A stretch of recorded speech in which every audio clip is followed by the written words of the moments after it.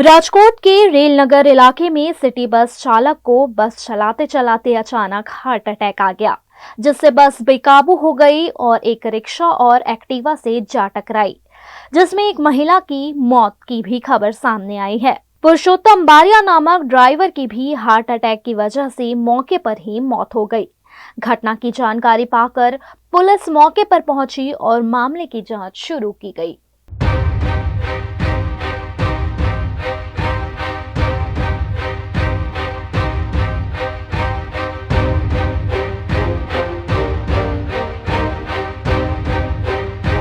ઘટનામાં એવું હતું કે જે ડ્રાઈવર સાહેબ ગાડી ચલાવતા હતા એમને ચાલુ બસે એટેક આવ્યો એટલે ગાડી કંટ્રોલ ન રહી। મેં બ્રેક મારવાની કોશિશ કરી પણ હું પહોંચી ન શક્યો।